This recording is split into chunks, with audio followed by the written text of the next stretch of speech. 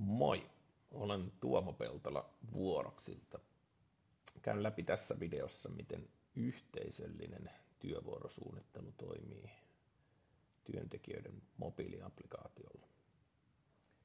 Ne yksiköt, joissa yhteisöllinen työvuorosuunnittelu on käytössä, niin klikkaamalla suunnitelma-välilehteä avautuu työvuorosuunnitelmat. Mikäli yksikössä ei ole yhteisöllinen työvuorosuunnittelu käytössä, tässä yhteydessä ei yhteisöllistä työvuorosuunnittelua pääse käyttämään.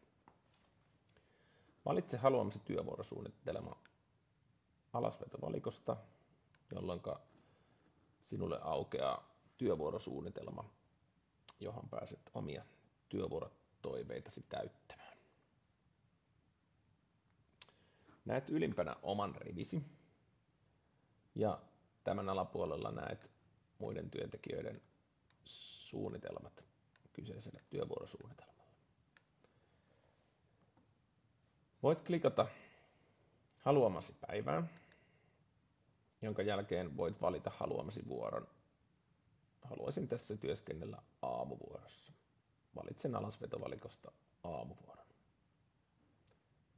Seuraavalle päivälle voit valita haluamasi iltavuoron, ja tässä tapauksessa on useampia iltavuoroja, niin valitsen vaikka iltavuoron 2, jossa haluaisin työskennellä.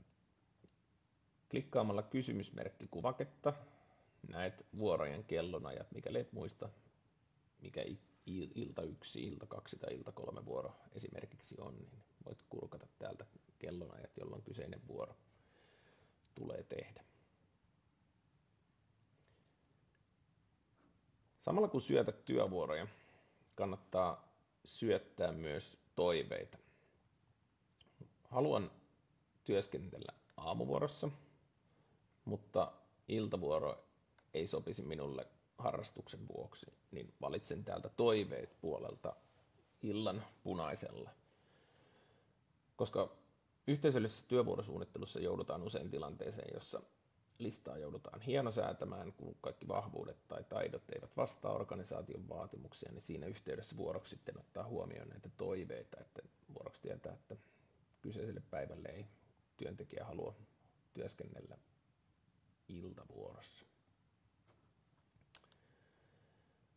Vuoroksi näyttää mustalla kaikki päivämäärät, jossa vahvuudet eivät ole vielä tavoiteltavissa tasossa, ja ensimmäinen luku kertoo aamuvuoron, toinen luku kertoo iltavuoron ja kolmas luku kertoo yövuoron.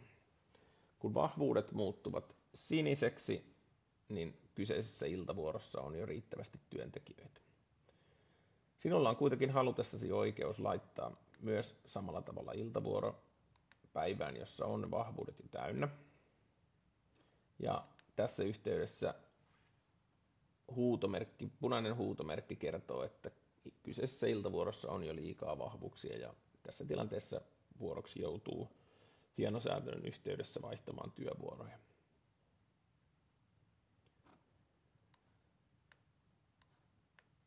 Näet vasemmasta reunasta